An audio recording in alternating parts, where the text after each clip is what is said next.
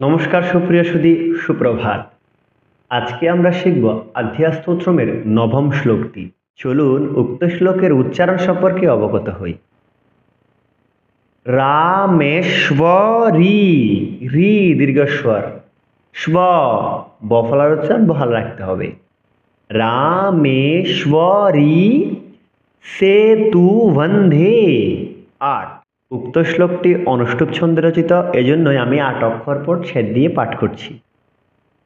এই জন্যই রামেশ্বরী সেতু বন্ধে, পরের অংশে যাচ্ছি। বিমলা পুরুষোত্তমে ৮। বিমলা পুরুষো, শো দীর্ঘস্বর, তমে ৮। চলুন পরের অংশে যাচ্ছি। বিরজা ওড্র দেশে চ।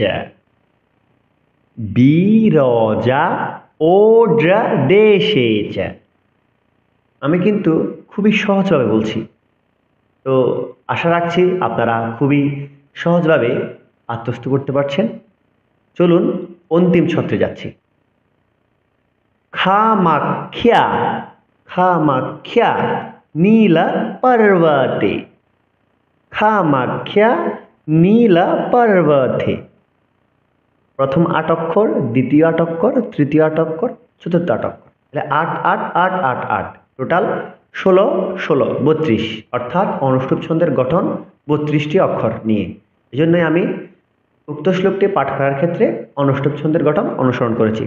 আপনারা যদি ভিডিওটা প্রথম দেখেন, অবশ্যই উক্ত পেজে অনুষ্টুপ ছন্দের গঠন, অনুষ্টুপ ছন্দের পরিচয় নিয়ে একটি ভিডিও আপলোড করা আছে, আপনারা উক্ত পেজ থেকে দেখে নিতে পারেন। চলুন সুপ্রিয় সুধী, উক্ত শ্লোকটি সুর দিয়ে পাঠ করার চেষ্টা করি। আর হ্যাঁ, অবশ্যই না বুঝলে আমাকে পুনরায় প্রশ্ন করবেন, আমি আমার সাধ্যমতো উত্তর দেওয়ার চেষ্টা করব। চলুন সুর দিয়ে পাঠ করার চেষ্টা করি। রামেশ্বরী সেতু বন্দে বিমলা পুরুষোত্তমে বিরাজা ওড্র দেশে চ কামাখ্যা নীল পর্বতে। আমি পুনরায় বলছি, আপনারা আমার সাথে সাথে সকলে পাঠ করুন। রামেশ্বরী সেতু বন্দে বিমলা পুরুষোত্তমে বিরজা ওড্র দেশে চ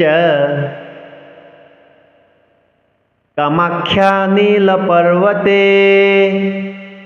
সুপ্রিয় সুধী, শিখতে পারছেন কিনা অবশ্যই জানাবেন। যদি আমার সকল কার্যক্রম আপনাদের ভালো লেগে থাকে, অবশ্যই ভিডিওটি শেয়ার করবেন এবং ফলো দিয়ে পাশে থাকবেন, যাতে এইরূপ নিত্য নতুন শ্লোক আপলোড করার সাথে সাথে আপনাদের টাইমলাইনে পৌঁছে যায়। তো সকলকে অসংখ্য ধন্যবাদ এতক্ষণ কষ্ট করে ভিডিওটি দেখার জন্য। নমস্কার, জয় শ্রীরাম।